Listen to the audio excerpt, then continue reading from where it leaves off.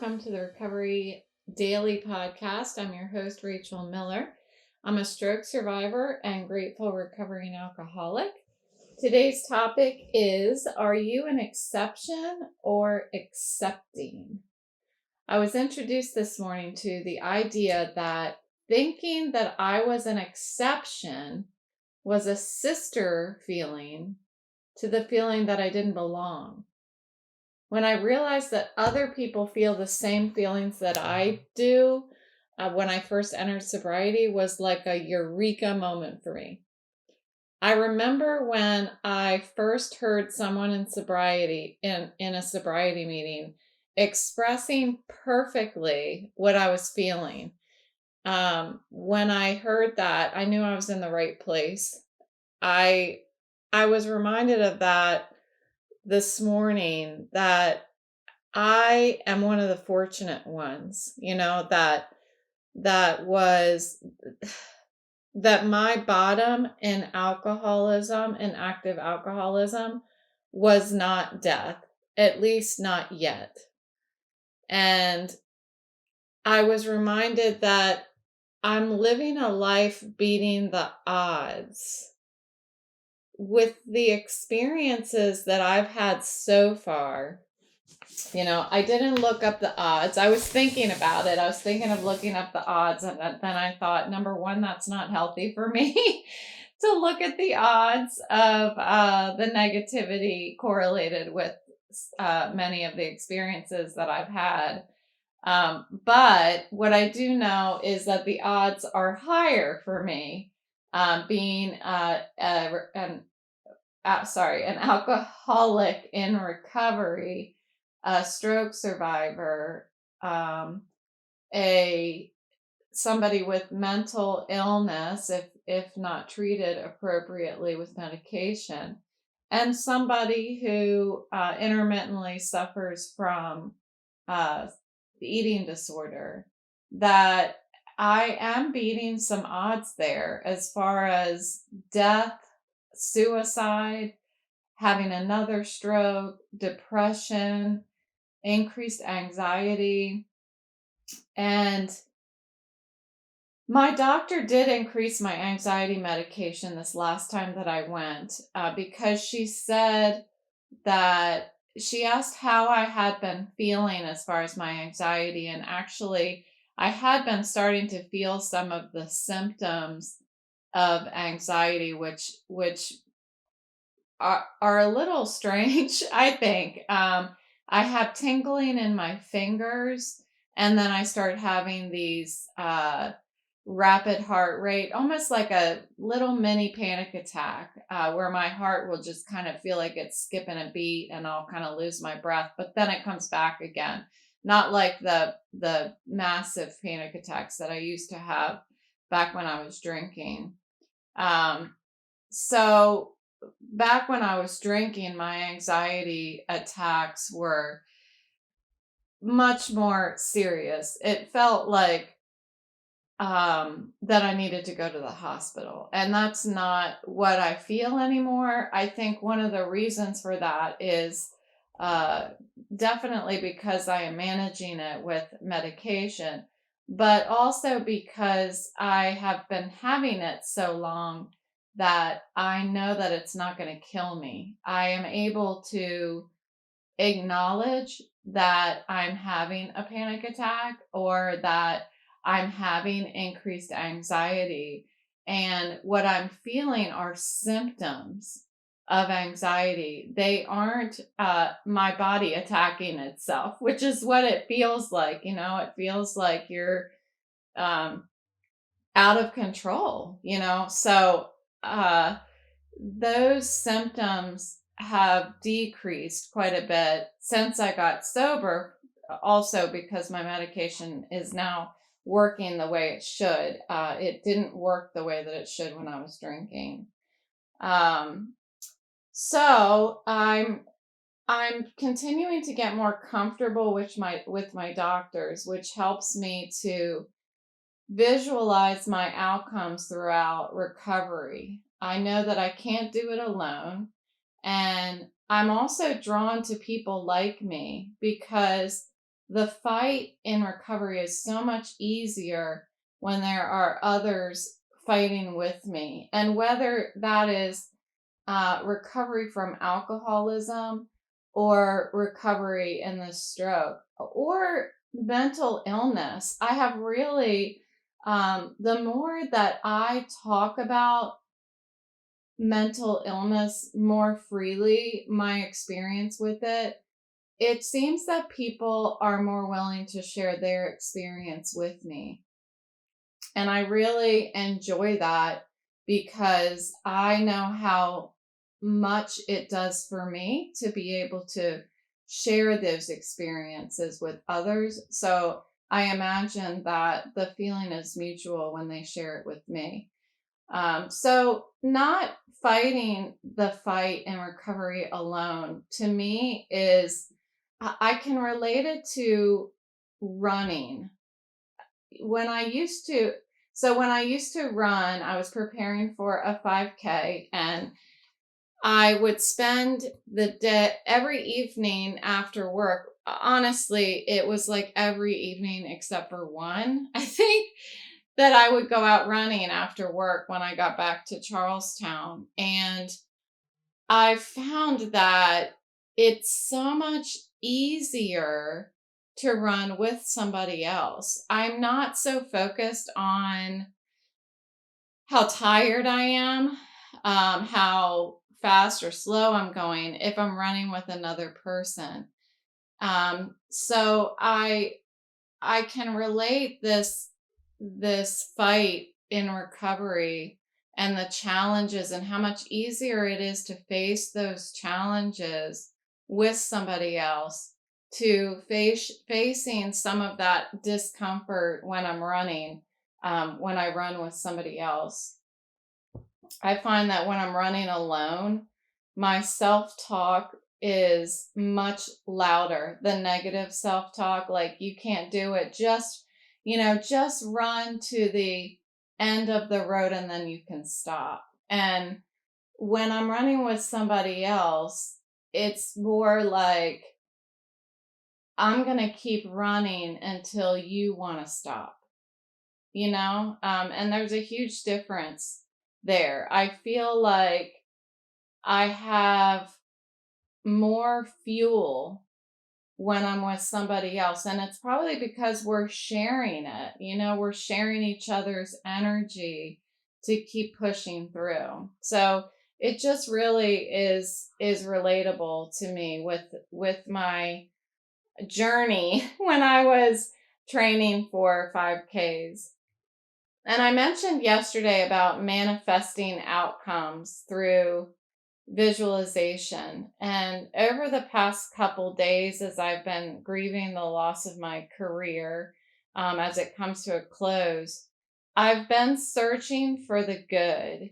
And I shared that I reached a goal at my company that I set out to achieve 8 years ago. It wasn't something that before I walked in there I realized what that I wanted, but when I walked in there and looked around and kind of got my bearings, I realized what I wanted to happen. And by keeping that in the back of my mind or in the forefront, I was able to achieve it. Everything that I did seemed to push me in the direction of reaching that goal. So I thought, why can't I do that again? Why can't I manifest my next outcome on this new path in recovery? And I think that if I look back, it really starts with telling myself a story where I make up the ending, the happy ending, which is what I talked about. I think it was yesterday. So if I invest my emotions and my actions into writing that story, I will actually feel what achieving that goal will feel like. So it's much more tangible to me if I take that time to imagine, and it kind of happens on its own. It's not like I'm sitting around thinking, I want to be great. How am I going to be great? That's not what I do. I really am sitting down and thinking, what do I want to do with what I've got? And it's almost subconscious. It's it's a nice quality that I have. I don't know why I have it. I don't know if everybody has that, but that seems to be what I do, and that seems to be what I'm doing now. Again, I'm thinking, what can I do with what I've got right now? And what I've got is a lot of time. That's what is really sticking out to me, is time. What are things that I've always wanted to do but didn't think I had enough time to do it? So what I need to keep in mind is that on the path of reaching my stretch goal in my career, I had some shitty days. I really did.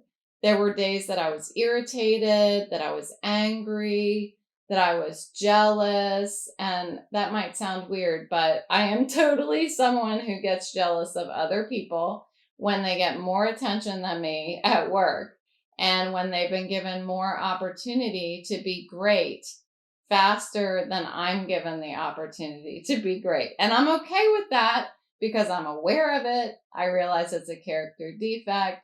And now that I've watched myself behave in a way that I wasn't proud of, not like I was outwardly like being mean to anybody or anything, but I wasn't proud of that feeling. And so now I can, as long as I acknowledge it and realize that it's something I don't want to do, I can work on not doing it the next time that it starts showing its ugly face. And I'm quite sure that it will another day in my life. Anyway, I can see in hindsight that the ankle biters and the speed bumps along my path uh, didn't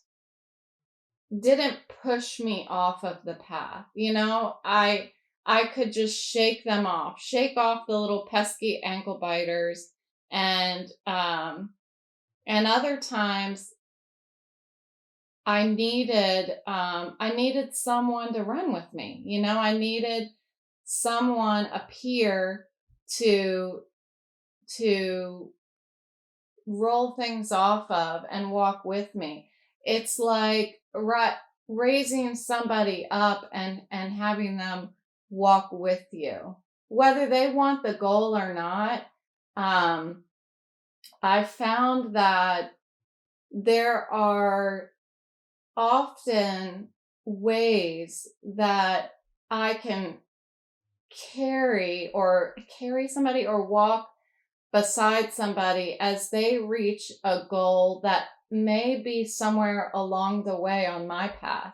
And so we can walk together towards their goal. And then I can keep going, pick up another partner or whatever, So I often find that I need to run with somebody in that way as well. So just as I shared in a previous episode about the way that we choose to contextualize our anger and process it, I need to do the same when I approach some of these obstacles in my past, some of these ankle biters, when I get angry, jealous, irritated. It brings to mind one perfect example of what I did once that I'm not proud of. So I was dealing with a person at work that was driving me batty. Was driving me bad. I couldn't stand it. And I was trying to be patient and accepting and, little angelic Rachel. I was trying, and smile on my face, professionalism, but I guess I just didn't talk about it enough. I guess, and I'm saying I guess because I'm not quite sure what I did, which is why I'm talking about it, to make it get to the point where I just popped my top, as I say. I think that I wasn't sharing the the severity of the agitation that I felt. I don't think I was sharing the way that I felt that this person maybe was standing between me and my goals. Until I popped the top. So I went into my boss's office and I shut the door, and watch out. I was like crying, and I was like raising my voice, and to the point where I think maybe the important person in the office next door may have heard me. I'm not sure, but it was not a moment that I'm proud of. But it was a moment nonetheless that was an opportunity for me to learn the way to not react to things. And we all need those moments of weakness where we can say, okay, whatever I did in this situation was not the way I was supposed to do it. And so my boss ended up telling me later, not at the time, but later, once I had calmed down and the situation had resolved itself, he said to me, the next time that you need to vent, let's go out for coffee. That's how bad it was. So the problem was, during my venting, I suggested that I was not going to be able to stay in that position if this problem wasn't resolved. And that was an instance where I was open to abandoning my goal because it was too hard. And then later, when that obstacle was removed from my path, my boss also said to me, don't ever let a person be the reason why you walk away. And that was such good advice, because that was something that was an option in my life. It was always an option that if I don't like this person and they are, just agitating me enough or pissing me off enough, then I'm going to let that person win and I'm going to walk away. Because I'll show them, I'll walk away. That's not showing them anything. That is letting them win. And maybe that person wasn't even trying to hurt you or stand in the way of your goals. They just were. But once my boss told me that I should never let a person be the reason why I walk away, I never have since then. And I have been pissed off at people since then. It makes it sound like I get pissed off at the time. I don't. I'm quite friendly, I promise. But we all get pissed off at people. But it's not an option anymore. It's not an option to let another human being stand in the way between me and my goal, because it's just too hard. So instead, that's where my God box comes in. And the less I focus on that person, the obstacle, the more I can focus on the solution, the next right thing, and investing in my future. I'm not an exception to the odds of the outcomes of the things that have happened to me. I'm not an exception from alcoholism, of a recovering alcoholic. I'm not an exception to the way that a stroke survivor moves forward, somebody with mental illnesses, how they live, somebody who has suffered from eating disorders. I'm not an exception to what I have to deal with, what impairments have been left behind in me. But I'm also not exceptional in the way that I walk through recovery. I'm not unique. I've had people tell me, especially recently, I don't know how you do it. You always stay positive. You always dig your heels in and you say, no, I'm not going to budge. I'm not going to let this take me down. And you still stand strong and all that stuff. And all that I'm doing is what I learned to do in my sobriety program, which is to practice acceptance in order to take another step forward towards my goal.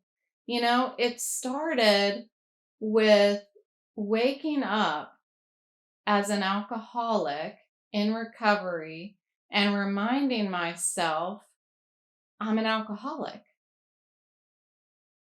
and still getting out of bed. That is practicing acceptance in the most simplest way. Waking up and thinking to myself what my truth is. My truth today is that I'm a recovering alcoholic and I'm a stroke survivor. And it's taking some time for me to wake up and remember that I'm a stroke survivor. Unless I wake up and I've got a headache, and my head is hurting. But sometimes, especially now that I've been taking this migraine injection, it seems like my migraine, I'm not waking up with that hangover feeling. For the most part, I have the past few days. I think I've been pushing myself too much because that's what I do. but a lot of mornings now, just over the past maybe a couple weeks ago, it was between having taken the migraine injection and then the past week, because the past week hasn't felt very good. But anyway, somewhere in there, I was not waking up with a migraine or any kind of hangover feeling from my headaches. And I had to remind myself, you're a stroke survivor, you're not working, and it's only when I accept these things as gifts and not as struggles that define my visual and cognitive impairments, but gifts that define my goals, am I able to work toward achieving them. When we are asked about our lives, do we find ways that we're different and therefore an exception?